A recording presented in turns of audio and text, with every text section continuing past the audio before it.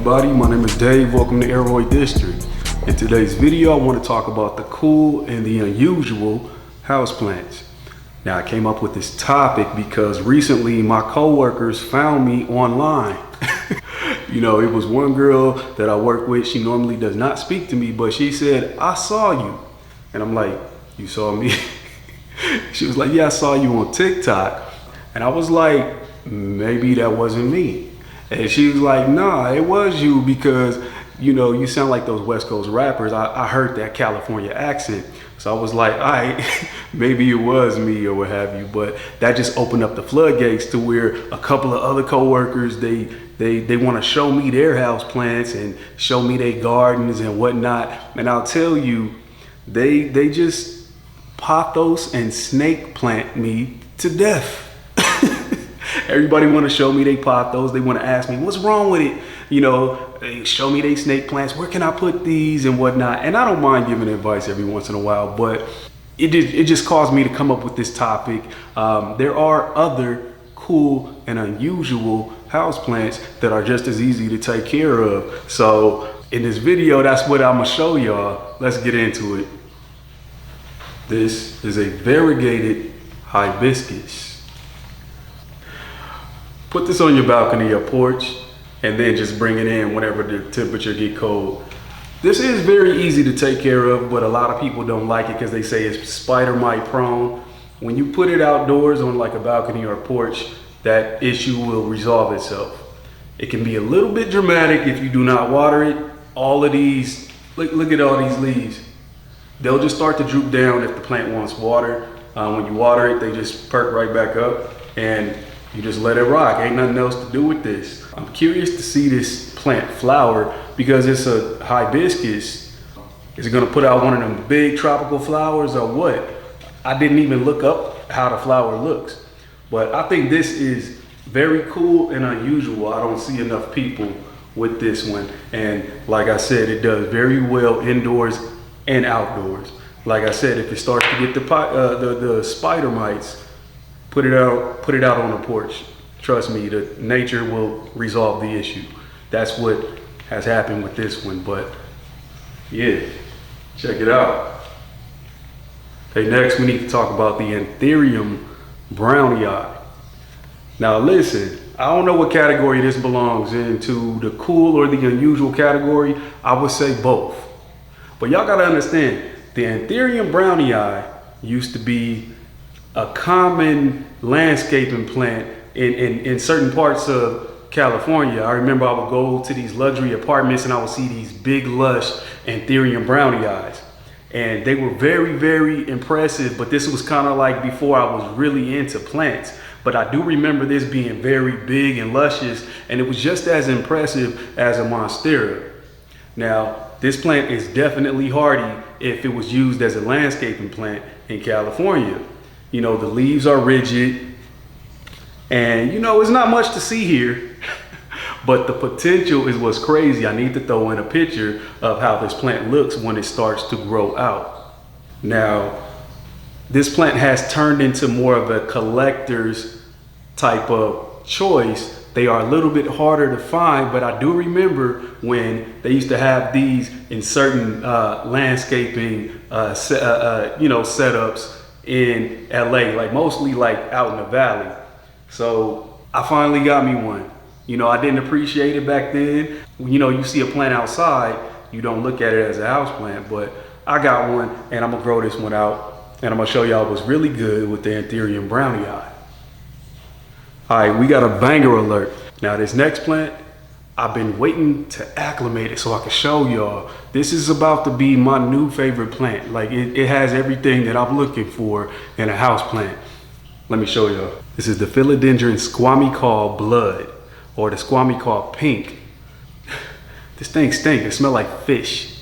Not the plant itself, but I sprayed some fish emulsion in this moss pole and it's starting to, I don't know, that shit stink. The squamicaule blood.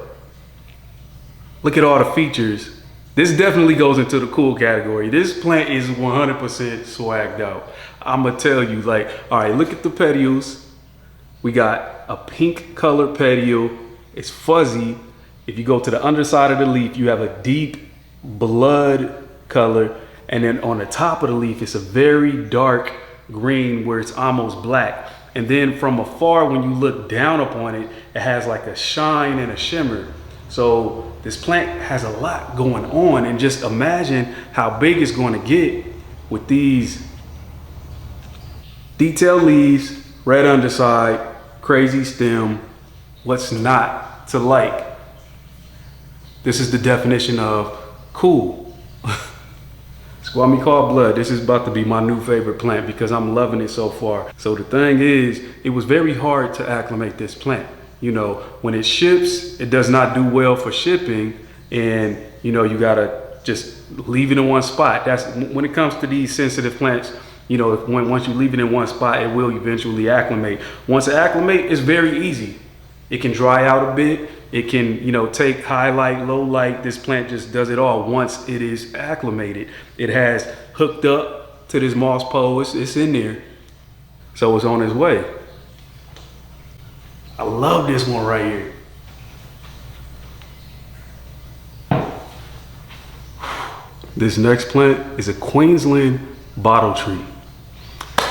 Let's get into it. Now, this tree or plant is a dream for interior decorators or people who want to, you know, a tree indoors. So what I do with this tree is I put it outdoors during the summer months, and then during the winter and the fall or whatever, I bring it indoors, even in low light, and nothing bad happens because this is a cam type plant. It photosynthesizes in a cam type way. I don't know how to fully explain it, but it's a lot like a cactus. So when the sun is bright, it can photosynthesize and it can store all of that energy in the trunk, so that when you bring it indoors and put it in like a low light situation, it already has that energy saved into the trunk, and it can go on like that for 2 to 3 months. In my personal experience, I put it in a very low light situation and nothing bad will happen. That's so crazy. So when you have a tree like this, I recommend to keep it small, keep it to where you can lift it and move it around. I move a lot of my plants around. Put it outdoors so it can store up the energy, and then bring it right back in to whatever spot that you want to put it in. Interior decorator's dream right there. Let's talk about plant care. You might be thinking, what is this? Well, Barina sent me the T1S vertical LED grow light. I decided to try it out because it was a need for function. There's a lot of plants that I need to bring indoors for the cooler season. I can't leave them out in my sunroom. I gotta bring them inside, and I need more light. They sent me this vertical grow light, and I wanna let y'all know what I think. Let's talk about the pros of having an LED grow light like this. The light is facing forward, so anything behind it is not being illuminated, therefore it's very comfortable to the eye. The next pro is a big one. A lot of times we want our plant leaves to face a certain way. If the light is coming, you know, horizontally at those leaves, the leaves are gonna naturally try to face towards that light. Therefore, all of the leaves will be forward facing. If you want some type of top-down light, you can also take this light and hang it vertically. So my thing is, I have a lot of plants on tree branches. This is Philodendron heteraceum that I have on a tree branch. If you see all of that foliage all down there, if I have light coming from the top, some of that foliage may not receive any light, therefore it will not photosynthesize all the way down there. When you have a grow light like this that's standing up vertically, all of these leaves can photosynthesize, and it'll probably be better because the leaves will face towards that light. And you know, forward facing leaves with these anthuriums, very important because they will definitely helicopter. What I mean by that is these leaves will grow in a helicopter pattern if it is only getting light from above. But the fact that this is vertical, these leaves will face towards that light, and it'll help control that helicopter growth pattern. Y'all, look how many little LEDs they have in just this one grow light. Yeah, that's crazy. And this light stands at about 5'10". I'm 5'9", and it's just slightly taller than me. And they also give you another extension. I have the largest extension on this one, and they give you like a shorter one if you want this to be slightly shorter. So the grow light does come with a timer, and it comes with a footstep to turn it on and off.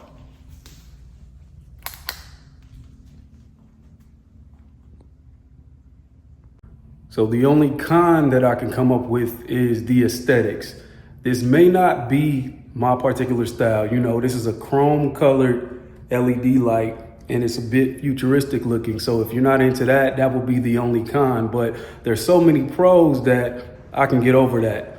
The functionality of it is just amazing. So Barina T1S vertical LED grow light.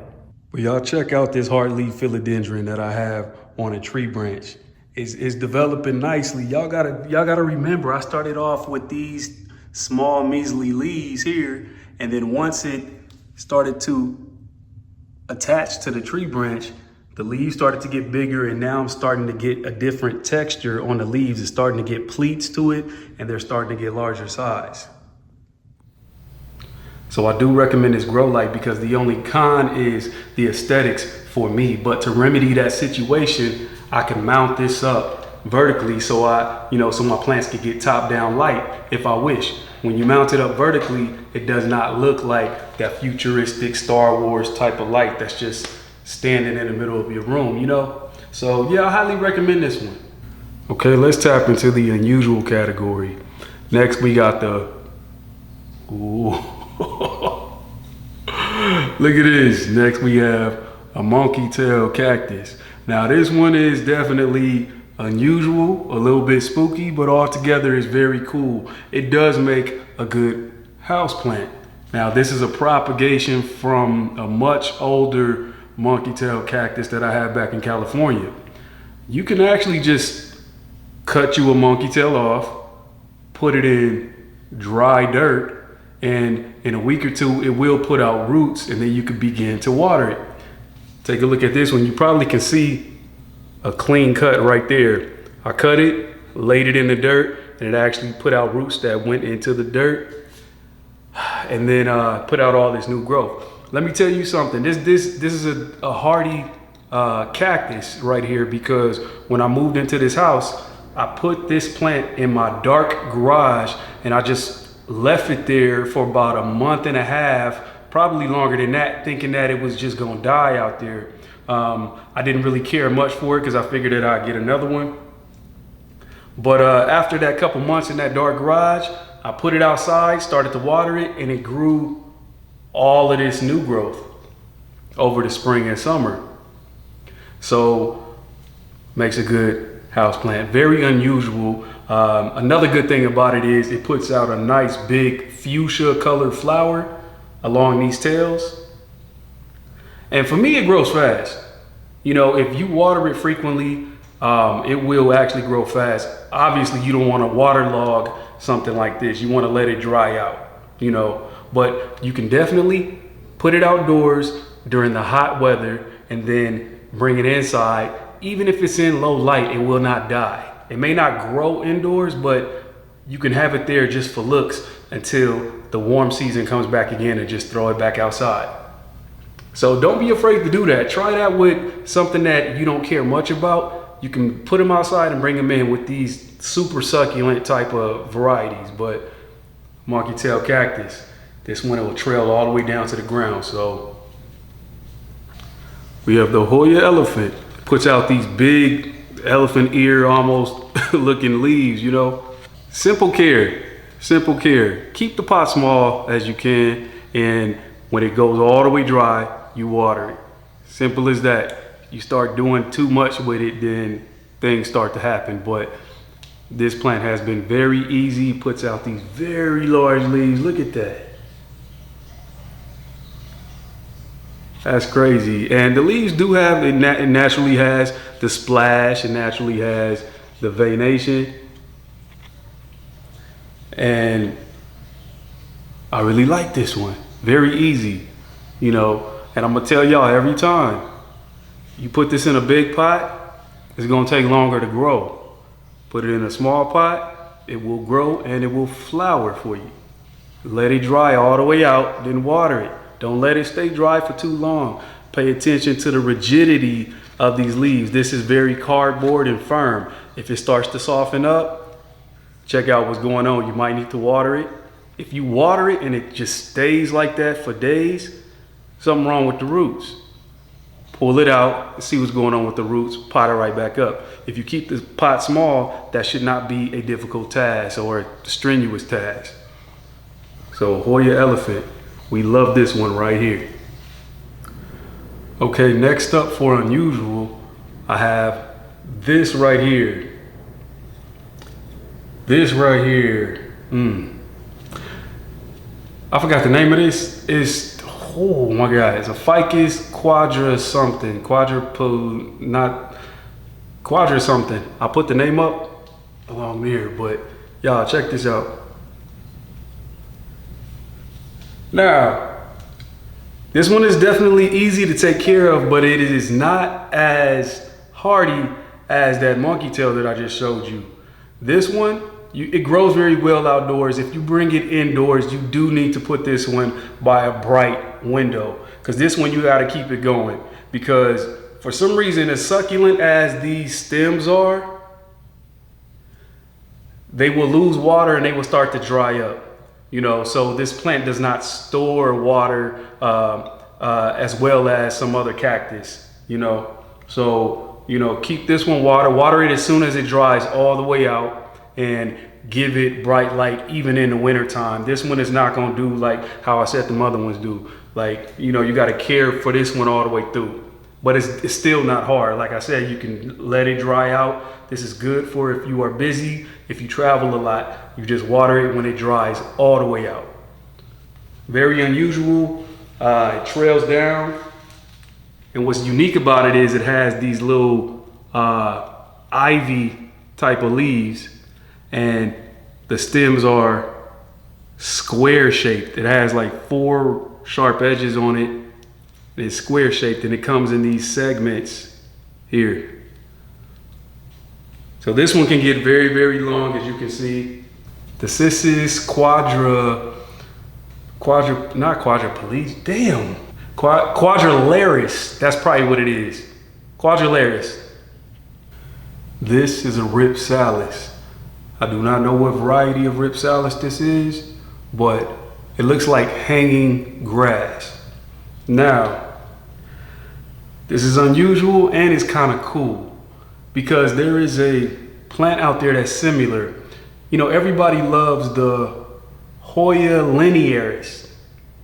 You know, the Hoya linearis, it looks like grass just flowing down. This plant right here has the same effect, but it's like instant gratification, because when you buy one of these, normally it's already trailing and you got like a big bush of grass just hanging down from wherever you want to hang this at, you know. So if you want those grassy, mossy vibes that are just hanging down, like if I was to put this one on this staircase, it would look fire. Like, bro, like this definitely has a vibe to it with this frilly, grassy type texture, but this is actually a succulent, you know. So you could let this dry all the way out and then water it. Very good, very easy care, easier than a pothos. Just about the same as I would say a snake plant. The only thing is this does need some bright indirect light. It's a little bit yellow at the top. I'm not sure. I actually bought it like that and it never went back. So yeah, Rhipsalis. Look at that.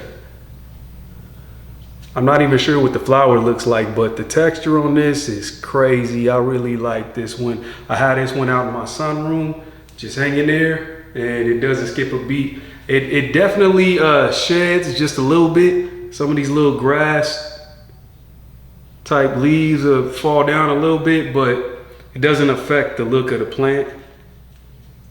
Yeah, this is dope. So next up, I have an Anthurium luxurians hybrid. This one is definitely in the cool category. Check this out. So this is a luxurians crossed with ace of spade. This is one of those anthuriums where the older leaf actually can look better than the newer leaf.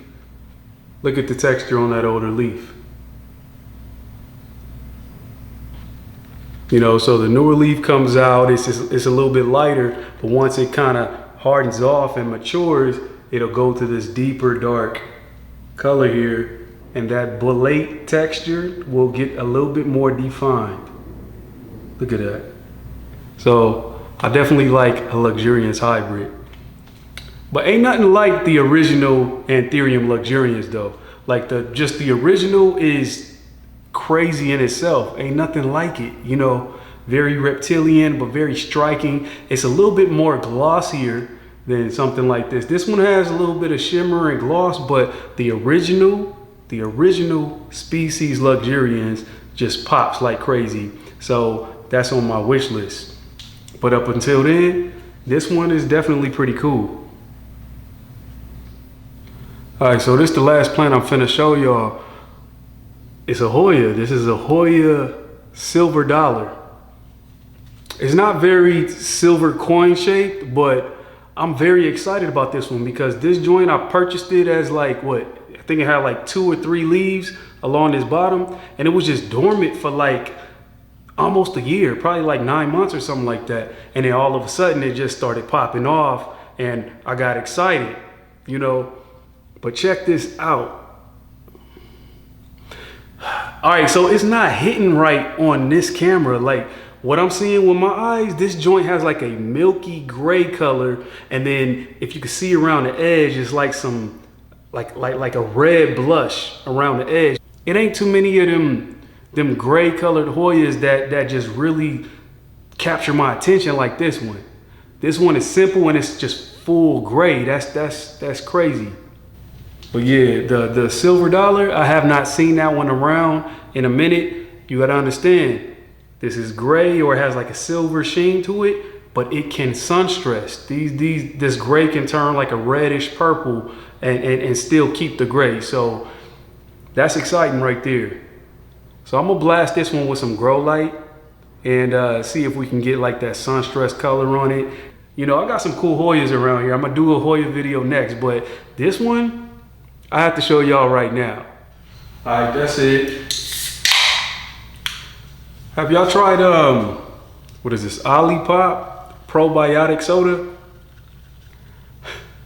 I don't drink regular soda no more. I drink like the probiotic soda or some type of a healthy carbonated drink. But this joint is the peaches and cream flavor and it's fire.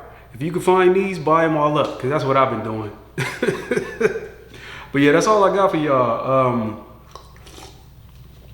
I know I have not been consistent with posting YouTube videos, but in the meantime, follow me on Instagram and TikTok, Elroy.district or Elroy District. Find me and see what I got going on. I do both the indoor tropical plants and the outdoor gardening. That's the type of content that I do on social media, but I'm gonna keep it going on the YouTube. My next video will be about the Hoyas. So until next time, I'll see y'all in the next video.